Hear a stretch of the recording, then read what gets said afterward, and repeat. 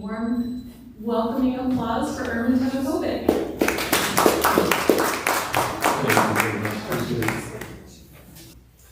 So for those of you that don't know Ermin personally, I'd love to just get started with talking a little bit about your biography, which is so interesting. So you grew up in Yugoslavia during a sort of tumultuous time. What was that like?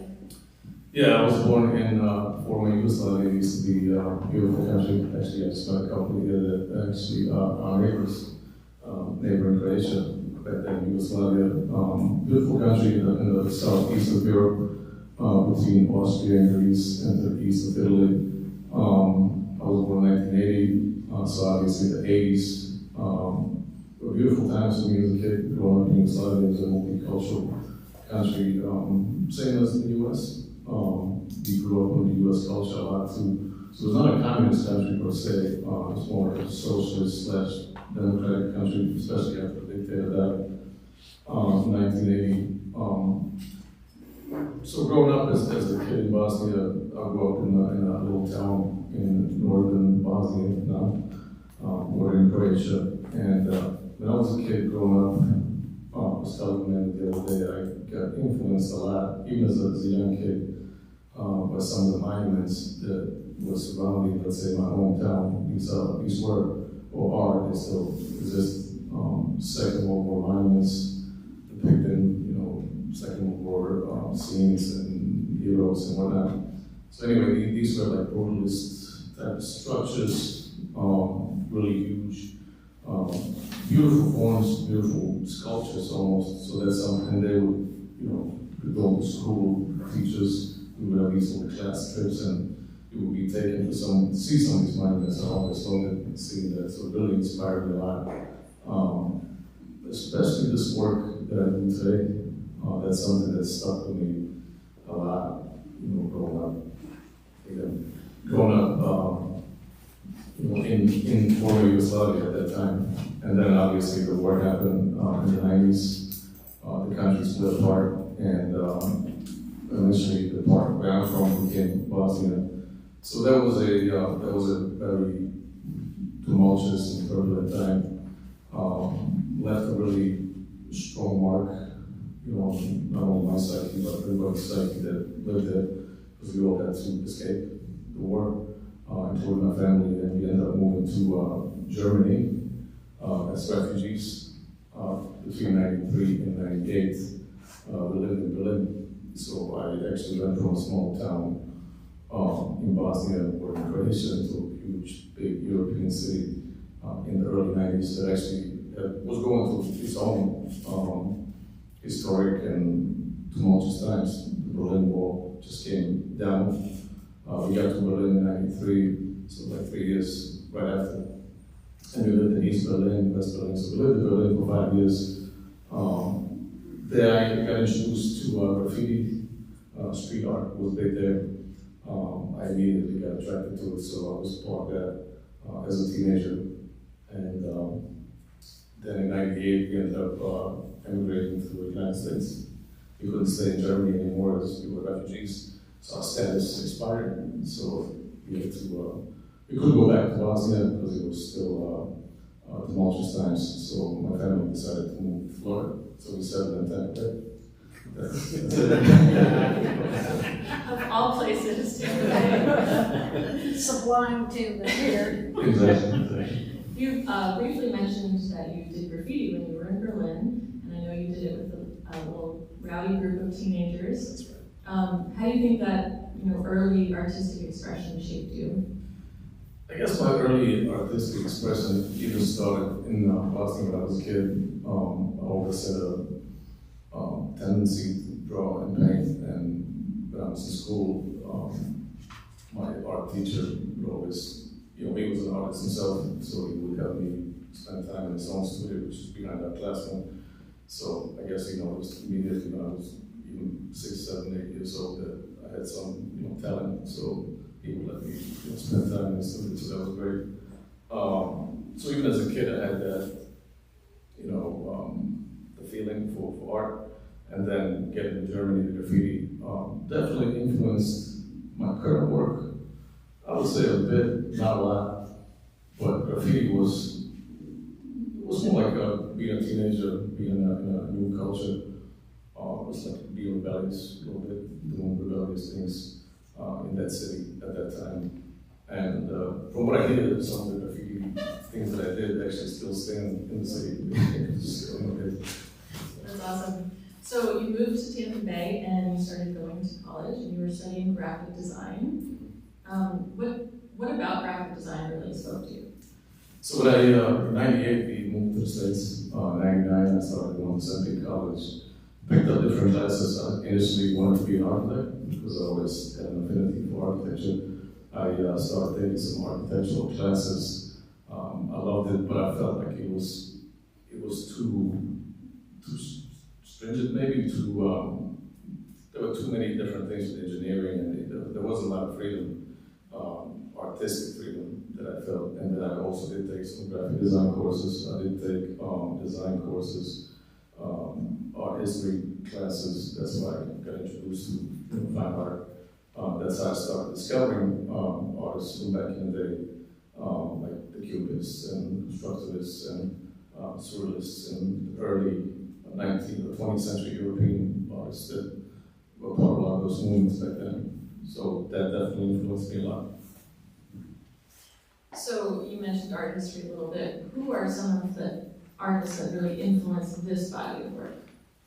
I would say this body of work, definitely artists such as Malevich, some of the Russians, avant-garde artists who back in the, let's say, early 1910s, 1920s. Analytical cubism became the norm of the 1910s, between 1910s and 20s. And then some of the artists that were influenced by that, like Mondrian and some Dutch artists, and also some Russian constructivist artists who were also influenced by architecture, modern architecture, including Bauhaus. Bauhaus became a really famous institution back in Europe in the early part of the 20th century. Definitely, there's artists also like Paul Klee that I love. They were part of maybe some of the surreal part of that modern movement. I loved the Curator, one of the Italian artists who was a predecessor to surrealism. So you can see in a lot of my works, some of the spaces that I create, they tend to have a surreal touch to them. For example, like this work right here. If you're familiar with the artist Giorgio Curator, he was an Italian artist from the 1910s into 1920s, 30s. He did some really amazing work that inspired artists like Dali and some of the other ones of this age. I guess the biggest thing that inspired me with that, he would paint these plazas, the Italian plazas, that had these really kind of dreamy, long shadows falling down, these type of colors, the ochres, the yellows, some blues. So this particular piece is actually more like an homage to the Curator. Nice. So looking at the work that's in this room, I mean, it's beautiful, obviously, but some people might think maybe you're a perfectionist a little bit. Maybe a little bit. Do you think you could walk us through your process in creating these works? Sure. My idea between why do I chose to do, because I've been through different stages as an artist. I started painting in '98, so obviously in the 10 years between '98 and 2008, I've gone through different stages. And then I stopped painting for about 12 years and picked it up again in 2020 with the pandemic. I wanted to come back to it, and by the time my hands I was at home, and I really wanted to create a body of work that's kind of reflects the times we live in, more like aesthetically. So I always had an affinity for hard edge painting, even back then. The guys like Malevich and Mondrian, and some of those really hard edge paintings obviously influenced me a lot. And I'm a perfectionist. I love to use tape.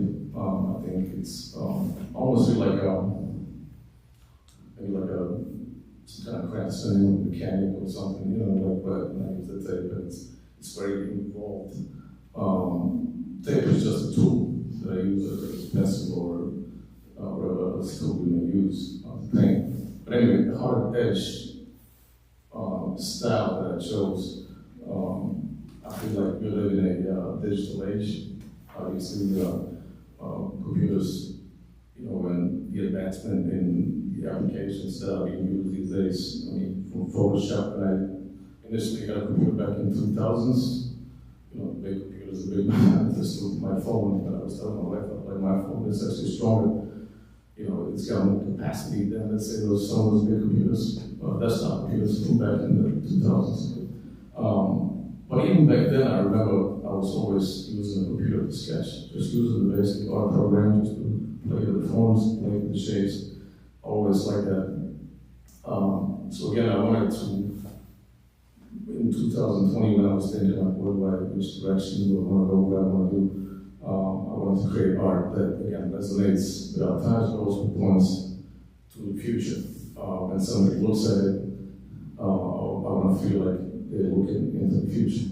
It's not something that has been done before, or looks like something that's been done before. I want to give it a new kind of aesthetic, again, digital kind of aesthetic that obviously digital age that we live in, computers everywhere. And I feel like this is a you know, kind of perfect reflection of the time we live in. Also, simplicity. There are different influences when it comes to the aesthetic of the paintings. Our simplicity, you can see the paintings are, I'll say simplistic, but you know, there's a certain elegance that I don't like to overpack the paintings with color and form and whatnot. I want to, you know, make them like into elegant compositions. Yes, kind of cutting edge contemporary art, but also I want to make sure that somebody can take it home and, let's say, put it in their house, in their living room. It should be accessible art that people can enjoy, normal people, you know, in their homes, in their living spaces, and they can stand and hold their own in a gallery space or museum space or any of those institutions. Well, I think you definitely have a real knack for utilizing negative space and not overworking the forms that are on the canvas. Tell us a little bit about how many layers of paint are on these spaces. The layering, definitely, it's a whole process. There's 4 or 5 layers of paint. There's 3 or 4 coats of gesso before I start canvas. And maybe 4 or 5 layers of paint that I apply to it. You know, I don't want, I'm trying to avoid, because I feel like this hard edge style, anything small you would notice. So I want to make sure, okay, if I'm doing it this way, then I want it to be as perfect as humanly possible. That's why you don't see the brush strokes and you don't see the canvas texture and stuff like that. But I want to make sure I apply enough coats that the color is smooth across. Excuse me, I don't mean to interrupt, but I do have a question about this layering. Do you use a medium at the beginning, say, to get this, well, transparent, rather smooth basis, and then use the acrylic till it's smooth as butter, or is it just the acrylic paint itself practically out of the tube? It's gesso. Okay. 3 coats of gesso in the beginning, and then I pretty mix my own paints. I do acrylics is a tough paint. I love working with acrylics. You know, acrylic dries dark. Some of the colors don't cover always. So I use a lot of white as almost as a glue, or something kind of thicken. Let's say if I want to choose a yellow tone or shadow, I would apply white to it, a little bit by little bit as I'm mixing it, and then apply more yellow until I get a, you know, mixture that covers better. Because acrylic again doesn't, you know, tend to cover. And the gesso doesn't dull out your, I mean, you figured out a way not to have the white versus like titanium white dulls It does. acrylic paint. It does. And so here you've been able to keep the light emerging from your colors. It's quite impressive. Thank you. Yeah, the mixing part, you know, I was speaking to Christina the other day. I almost feel like back in, you know, the Renaissance, when people would mix things. But I said, you know, I studied and I put a bunch of colors in and mix them. What do you call those people that were like creating something? They were trying to make gold out of different. Alchemists. Alchemists, exactly. I feel almost like alchemists. Yeah. So it's a process. You know, it's something that, you know, I've been working with acrylics now for 20 years, so it's definitely yes, the titanium. Are you using pigment in your gesso, or are you using actual paint from a tube with the gesso? No, gesso is Gesso's on the bottom. Yeah, no, I understand, but it also can be put in the paint to thicken it to help you get a smooth surface. I'm just ferreting through your process because it's so impressive. Yes, thank you. Yeah, no, I don't use gesso with the pigment. Okay. I use gesso as a base, As a base, and then I'll you know, let it dry, and then I'll use acrylic paint. I'll just use Liquitex, the basic paint. They're, you know, the most affordable, and I actually did some testing through the paints, so I found the Liquitex actually, the basics, the pigment's actually pretty good compared to, let's say, some of the more expensive paints. So I'm like, okay, well, I just use, you know, that's a pretty good kind of entryway. But I do at the end, what I do apply a varnish. So that's why the smooth surface. I will apply 3 coats of varnish to it. So, and I mix the varnish, it's the Liquitex varnish, and I mix satin and matte together. Kind of, I don't like it to be, some of the varnish obviously is the glossy varnish, and I don't like the look. I like the flat look better, because I feel like it kind of works more with the style. And I also don't want it to reflect too much light. If somebody, let's say, puts it on the wall in the house and stuff like that. And I also feel like it's going to protect. Another reason why I apply all these coats, you know, is longevity. I was actually recently at a show in Miami at the Perez Museum down in downtown Miami, and they had a show. I forgot the name of the artist, but you can see they were using, you know, acrylic. Acrylic just came, I guess, used back in the 50s, 60s, or whatever, 70s. So these guys were using house paint, and they started cracking. So, you know, even Frank Stella and some of those artists, you know, use a lot of house paint. So I have a feeling like some of those paint are going to last, you know, and I want these paintings to last for as long as possible. So that's why I take great care. You know, what paint I use, you know, how many coats I put on it, and all that stuff. Are you satisfied? Yes. I may have more questions later. Sure, that's fine. Thank you for your question. So, I know you said you didn't think that graffiti really influenced this work, but to me, growing up in New York, seeing graffiti a lot, I feel like the colors in here are definitely inspired by some of that graffiti. And how do you sort of cross the bridge between this harmony of colors and setting the mood in all these pieces? The colors, to me, I'm inspired by different things. For example, like this piece here, the blue behind it, that's a mix of different blues. There may be 6 or 7 different blues that I mixed it in, including white, maybe some gray, until I get, let's say, I wake up one day, you have some beautiful blue skies here in Florida, I look up and I'm like, this is a beautiful color. I want to recreate something like that. And I also feel like this kind of background gives the work even more of a kind of realistic feeling, even though it's an abstract form, mixed with some white and gray, some pink. I feel like it gives it a hint of realism. You know, that's always what I try to do in my work, I give it a hint of, because I play between second dimension, third dimension, reality versus abstract.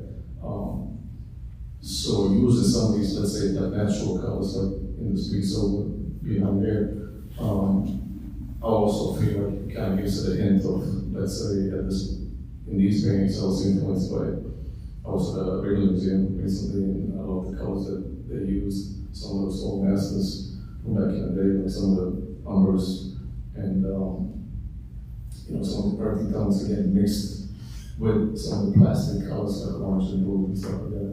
So how do I get influenced? Different things. I get influenced by graffiti. To an extent, maybe. Graffiti is definitely, I'm sure everybody's familiar with the graffiti colors that I use. You know, those guys use a lot of bright colors. And graffiti was influenced a lot by animation. You can see a lot of animated characters in graffiti and stuff like that. I always felt with graffiti, as opposed to, let's say, what they call fine art, graffiti tends to be a little more kitschy in the color use. I wanted to bridge a gap and kind of subdue the color a little bit more. That's what I learned from studying different artists and different art movements and whatnot. I wanted to be the color. I wanted the color to be brilliant. I wanted it to be bold, but not overdone. So finding that balance, that's why in a lot of the pieces you can see maybe just the end, like this yellow, for example, stands up, orange in that piece, almost like an accent piece that kind of draws attention to it and kind of creates an overall maybe vibrancy, but not overdone. So that's always my struggle. Sort of not neon coloring, Exactly. but intense color. Exactly. Intense color. Again, going back to the digital kind of age a little bit, when you see, and this also goes back to graphic design too. Like graphic design was a lot of times back when I was studying graphic design. Actually, I was in UCF. When I went to UCF, I was in a program for graphic design, and you would create logos. So some of that process is actually part of the process. So another thing that we spoke about is your use of impossible spaces, and definitely playing a pretty significant role in your work. So can you just walk us through how you're trying to challenge the viewer with their perception of space? When I was a teenager in Germany doing graffiti, I was introduced to a guy named MC Escher. MC Escher is somebody that graffiti artists look up to. So I guess that was influence there. Anyway, he was a Dutch graphic artist back in the day, and he's the one that kind of started off playing with space on a two-dimensional surface. So to me, that was always sort of fascinating seeing that. He was as a teenager sort of stuck with me. So creating these, what they call impossible spaces, is something I feel like the way we perceive the world is not always what it is. I feel like our reality is, we think things are solid and, we see what we see, but actually when you think about it, when you look at science and all that, it's not what it is. So I really want people, when they look at these things, to kind of challenge their perception of space, not only space on canvas, but also our reality. How is it possible that things like these paradoxes can exist on a two-dimensional surface, and somehow they look to make sense, but then they don't make sense. So like that cognitive battle in our brains as we look at these things, like how's this possible? Like how can something go in and go out at the same time? Am I looking in? How's it, and then the planes shift. So, and also things merge, when you look at certain things, and things merge from, for example, we just zoom in that. So if you look at this form, for example, so you can see if you look from this side, you think you're looking at something from the top perspective. So there may be, I played a lot of these kind of abstract spaces and shadows as a way to kind of create additional kind of realistic feeling to it. But especially this form here. So when you look up here, you're looking at on top of something, and then as it moves down here, you're looking in. So just this form up here creates that impossible space. So you're not exactly, how is this possible? There's one form, and there's two things going on. If you look at the left side, it's something else. If you look on the right side, it's something totally different. So that's, I love that. I love to play with the shapes like that, and also I think it creates interest, and also, again, challenges our perception of what's real and what's not real. Well, by this time, I'm sure you guys are not going to be surprised that Ermin is very interested in quantum physics and the mysteries of the universe. How do you think, sort of researching some of those phenomena is coming out in the compositions? I think, again, I have an inquisitive mind, so space and relativity and all of that definitely influences the way I look at things. I know even back in the day, let's say Newton and another guy that Jeremy, I forgot his name, but anyway, they had a disagreement with what space is. You know, Newton thought space is something that, let's say, it can exist, you know, from, you know, without anything in it, any objects in it. And I think the other guys was like this, but I'm not caring. Anyway, so the other gentleman from Germany thought that space can only be perceived by our brains as something that is relative to objects in it. So these things that, you know, like something like that, that's, I'm sorry. Yes. I get a feel, I hear what you're saying about this is your view of the digital age in some of these photos. I feel like it's almost a retro digital age, like almost like a Stanley Kubrick, kind of what we thought the digital age was going to be like when we saw some of those movies back in 2001: A Space Odyssey, where they were challenging us to figure out these straight lines and data feeds. You know, so it's digital, but it's kind of like what the last generation thought digital was going to be, and now we've got AI, which is different in a way. But you're kind of bringing it back with different colors, not just black and white and green LED flashing lights and things like that. Yeah, it's funny you say that. I can agree with that. You'll incorporate that now in your presentations, right? Well, it's funny you mention that actually, because you're talking about one of your favorite paintings, the Hopper painting, Splash.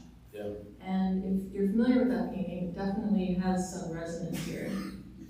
You're talking about, what's the gentleman's name? Edward Hopper? Not Edward Hopper. Oh, I'm sorry, not Hopper. It escaped me. Hockney. David Hockney, yes. David Hockney, yes. There's a painting that David Hockney did back in, I believe in the 60s. It was called Splash. And the two-dimensionality of that painting, or just the feel of it, or the aesthetic of it, that's something that kind of influenced me to kind of create these kind of semi-two-dimensional works.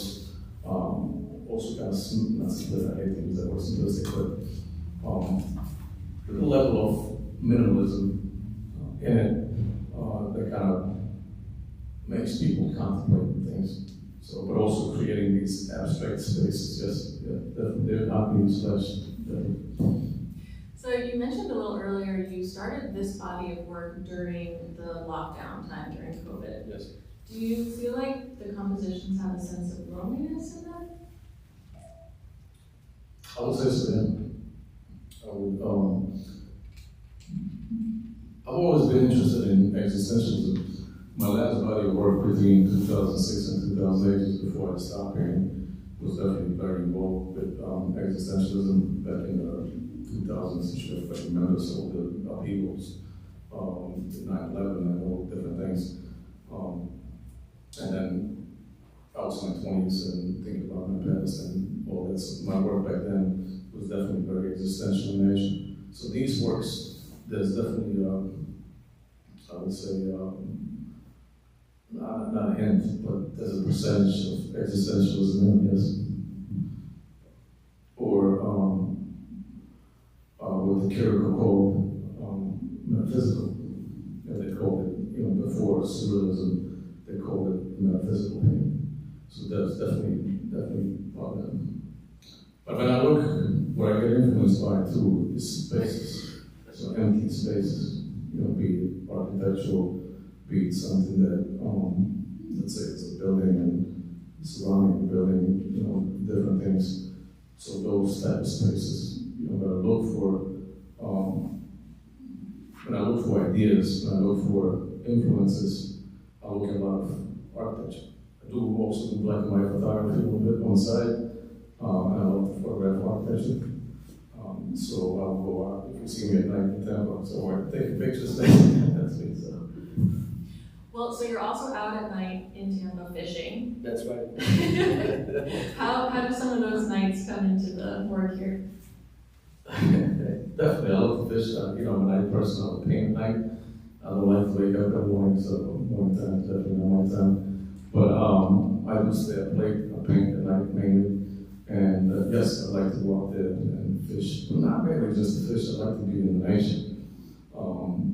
And a lot of times, the scenery here in Florida, you can see some beautiful, moon and let's say water, scenery, and the colored sky at night. That influences me a lot too.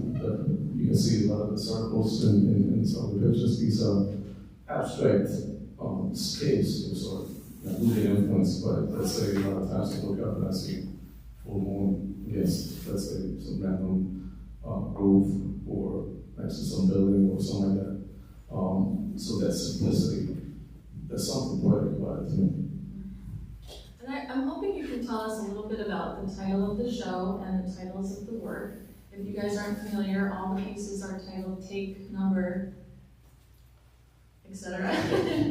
The idea for that came about Signal Series. I didn't really have nothing in mind with that. I just wanted to give it a non-objective, scientific sounding name to it. And the takes, that just came from I love jazz music. So back then they would call it takes. They would, do different takes on different songs and whatnot. So it's just a way of numbering the paintings. I didn't want to give it any specific name, so I feel like in this way it gives me a platform to create a body of work rather than have to get, in the past, my previous work, I would get stuck. I would put on the titles and how do I choose the title and all that, so this gives me a way to not worry about the titles that much and just create work almost like in a scientific way.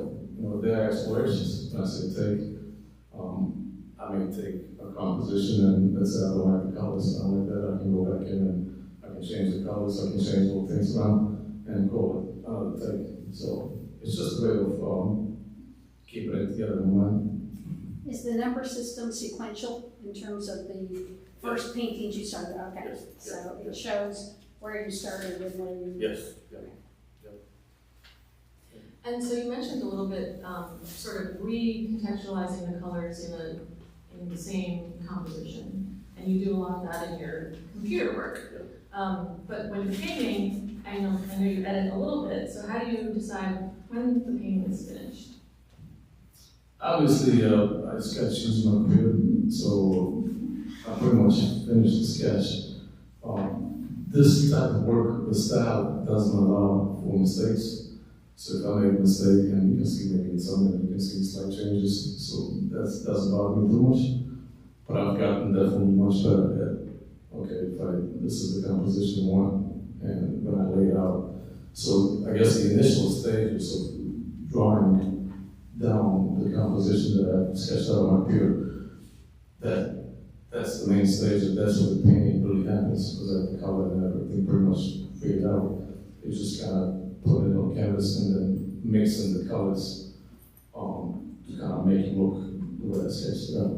So there's not a lot of room for error. I shared with you my favorite piece in this show, but I'm curious, which one's your favorite? My favorite? I think I like that one too. The same one? Yeah, you like that one? Yeah, it's funny. Yeah, I think it's, I love the whole piece. This particular piece, I feel like it's something, it kind of taps into something else. Like, obviously the colors, the Renaissance feel to them. But when you look to the right side, the black is not the black, so it's more like a charcoal. So if I didn't have the shadow here on the left, most people would think it's just a black, like a light black. So adding, playing with these tones too, that's something I do a lot. I don't know, I like the composition. I think it's kind of novel looking. It's bold. It stands out. I love this painting too. I'm a favorite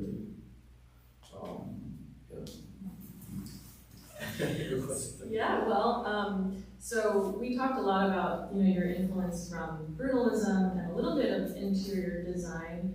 Have you ever thought about moving into other mediums? I think sculpture would be a good one for you.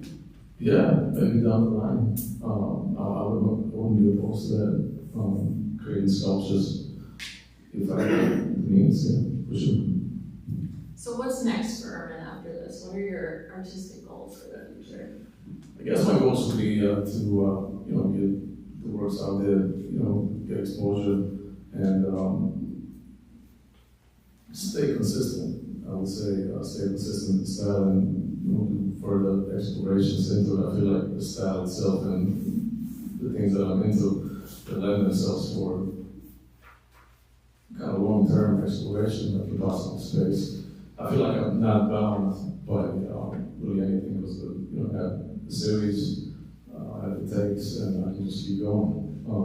I just want to paint, be happy, and live as long as I can, and just leave a legacy behind. I feel like the world we live in, upheavals, and I feel like art is definitely not a priority. Many levels, which I feel it should be. But I want to give something back to say. That's my way of giving back to any future generations. So you're so interested in science and the universe. How do you feel about what's happening with AI and creation of art? I think it can help a lot. I think it's going to create a lot of problems for not only artists but architects, a lot of fields. But I think it's something that cannot be stopped at this point. I feel like the genie is going to not go out of the way. I think people will adjust it. I think the humans are resilient, and I think we will adjust to the changes. Somebody mentioned to me, or sometimes I get a question on Instagram. People say, "I can come up with these ideas." The AI is, my brain is AI, so that's how I come up with it. I think the human brain is definitely, the computers are capable and whatnot, but we created the computers. So I think the human brain is the ultimate computer. Awesome. Yeah. Do you think that AI objects or paintings or whatever we want to call them should be included in art shows like this, or that there should be a distinction made between in terms of the mediums? Because I'm often, sometimes jarring to see a photograph after 4 or 5 paintings here. I think it's a great idea that everything is worthy of displaying together. But it is an interesting question, and you really can tell digital art now. Yeah. I mean, it's still so new that the perfection that it seems to gain and the etherealness is clearly not hand-produced. Yeah. And it may get there, but it is it certainly is a challenge to think how that medium or that technique or technology can not influence but interfere with the hand medium that we've been given for thousands of years. Yeah, honestly, I think, like I said, there's going to be definitely some serious societal questions and debates that will need to happen. I agree with you. When one thinks of AI, so it's not technically created by an artist; it's created by a computer. So an artist has just put something in, a command, and something came out, and they use that. Okay, this is my work. I think you're right. I would agree with you. Well, I don't know if I go that negative. I do feel that, yes, it's artificial in some sense, and it builds on Michelangelo anyway, but so do we. Yeah. It's the distinction to me between the relationship of the artist to the medium and the canvas or the silk screen or the jelly print or the clay. Like the process. And the process versus this machine generated on everything that's gone before in a non-judgmental way, in not a selection way. It's sort of, you put in your frame. And I do think some of the AI art is exceptional. It's beautiful, but it does feel artificial. Yeah. I agree with you. I agree. It does compete with the process, with our human process. So, Yeah. do I think, like, I mean, so far I can say like it hasn't really, I have no interest in it. Yeah. It doesn't really influence me. I get it, I like a challenge. If somebody, doesn't like the challenge and they want to just, I think people will tell, as opposed to something creative. But I like to emulate what I sketch out on paper. At least I sketched out things. It's not something I just use a computer program as a sketching tool. But if somebody uses a computer program to give a command to create a work of art, yes, I think that's not the same as coming up, you just let the computer think for you. Well, it is a debate. I don't think we're really having it, but it is a debate that needs to be had. Yeah, I agree. Well, before we open it up for our official Q&A, Anne, is there any lasting thoughts that you hope the viewer takes away from this show? It's beautiful, it's excellent, well done. But what would you like the viewer to walk away with? First, I want to thank everybody for coming out tonight to, for this artist talk. I really appreciate the support. I really do, honestly, and especially in this day and age, to see this still support for contemporary art, modern art, that makes me happy. Just seeing that, to me, that's very significant. It makes me mentally feel better about the future. So again, thank you everybody for coming out. What I'd like you to walk away with is there's some hope still. Painting is not dead. Painting still exists. There are artists like myself out there that still believe in painting, and we can still push boundaries in art.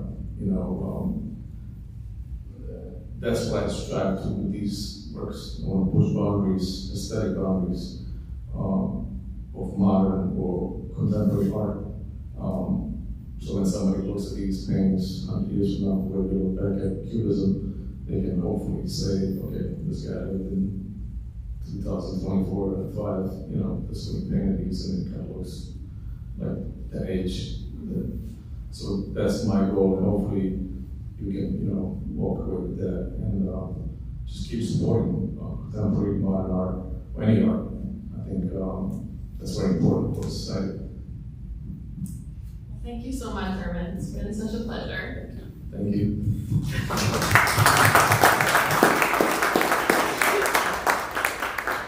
Any questions for the artists?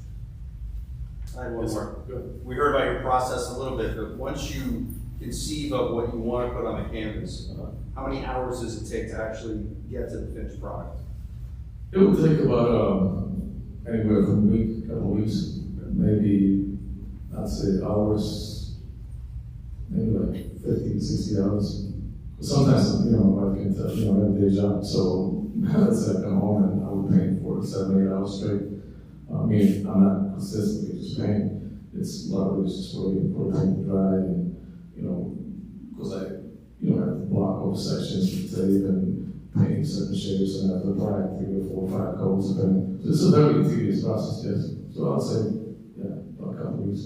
Are you working on 2 at once, or you focus on one single panel, one single take, and get that to completion, or does a new idea start something else while this one dries or something? No, it'd be one thing at a time. I like to focus on that particular piece and get it done, get it out of the way, and then I choose another piece. What kind of tape do you use? It's a good question. Yeah, I tried different tapes. Recently, I found the frog tape. It's a green tape. Because your lines are pristine. Thank you. And it's really, people think, okay, they use a tape, it's easy, whatever, but it's not easy. It actually takes, I'd say skill, but getting the lines straight, because a lot of times no you need, seepage. exactly, there's no, like seepage between all together, shapes and whatnot. So it's a very tedious process. Good question, thank you. I also have a question. Some of the, I tried to find a name for this in art history, and field painting, and of course abstract expressionism. But I remember when I was in art school, the paintings, there were these block paintings that were flat, and it's two-dimensional, and it was very 40s, 50s influenced, sort of next step Mondrian kind of ideas. And they were, right, and they were these intense colors, flat panels, and it was very much like the early silkscreen printing process. Do you see yourself moving into more, shall we say, nuanced coloring schemes where it's more watercolory idea, not so much drips, but just this, where you have these intense flat panels? Can you, is that did you reject that kind of modeling that you now see in some very abstract expressionist paintings? That's a good question. I can see myself, maybe not because my work between 2006 and 2008 was very expressionistic. So there were loose brush strokes, nothing like this, very loose, minimalist in a way. But maybe down the line, I may, open it up a little bit, loosen up a little bit. Yes, yeah, go ahead. I really, really like the color. Like, I could stand and just kind of stare at them for a long time. I was wondering if, since you said you planned it on your computer first, do you plan it with the color? And if you do, like, when you actually go to paint it, do you ever decide that, like, this color doesn't work in person, like when I'm doing it, you change the color, especially after hearing that you have to do so many different layers? Do you change the colors ever, or do you kind of stick to what you made your plan, I do, actually, I do change it sometimes, because, what I do, let's say I would lay out the shape or the composition of the canvas and I would start painting, because sometimes it's easy to pick a color on a computer. That's why I like to use the computer, because I can pick colors quickly. I don't have to sit there and imagine what works best. So it's just it's like an efficiency tool for me. I pick colors that I like, tones, shades, or whatever, and I try to replicate that tone or shade onto the canvas. A lot of times, because acrylic being a tough paint, and I mix the whites, it dulls the color sometimes. So yes, sometimes I do make changes in the way I use color, but it's also sometimes I like the accident too. Sometimes something comes up, I'm like, okay, I'm okay with this, I'm okay with the looks, and I always have an issue with light. So when I look at the paintings at night, under the fluorescent light, or do I look at it during the day? So I have like 3 or 4 different cameras that I take pictures with. I have 3 or 4 laptops that I put around, because I'm really, I can never tell, and I sometimes ask my wife, what do you see? Because sometimes I'm confused, I'm not sure what I'm looking at. Am I seeing this tone, really? Or is it just light? So yeah, hopefully that answers that. Well, I'd just like to repeat, I mentioned this one at the opening, but I think you really have moved both cubism and field painting, or whatever that segment of art was in the 70s, by moving it out of the flat plane to the clearly two-dimensional, to add shadow and perspective into this. That is just amazing, and I haven't seen, somebody must be doing something like this, but I haven't seen it before. And I think it really was so impressive the first time I saw this. It was just breathtaking. Thank you, I appreciate that. That's definitely, it's a fusion, I would say, fusion between cubism, surrealism, constructivism, and some of the other influences that I had in the 40s, 50s, 60s, what some of those guys did. So again, my goal was to really create, look back to a little bit, kind of pay homage to the past, but really create painting that kind of push boundaries, compositional boundaries, and really showed that there's still, things left to explore. The dream went to explore and, pictorial, not only, what I know is these days there's a lot of art that speaks to social issues and this and that. I feel like I'm on the opposite side. I left that behind me, like the social issues and all that. So I really want to focus on pictorial, the composition, the elements of art, and kind of create a new aesthetic. Well, you really have a strong presentation of trying to tap into what the viewer is looking at, which of course is the second rule of art in the first place. Yeah. But that, I think, is a really interesting internal process as an artist that you are doing, and it comes out in your work. You see it. Thank you. Also, some of these works you can see I deal with a lot of openings. That's another thing in my work that I like to play with. Like for example, like this piece is like an abstract kind of window door or some type of opening, looking into another reality. So like almost like a multi-dimensional, where things open up into different things. So I like that too. Danny has a question. Yes, ma'am. I just have a surface design question. Sure. So you mentioned you prefer no brush strokes, and obviously you've mastered that. But something that I'm really drawn to in this work, because I sort of miss the hand of the artist, are the areas where the tape has sort of raised an edge too, and you get like a real shadow on the work. Does that bother you, or is that okay to say it's part of the work? Are you trying to blend it out? That's my question. Because I'm drawn to it, right? Because then it doesn't look completely flat. It looks like you've been manipulating this. Exactly. Yeah.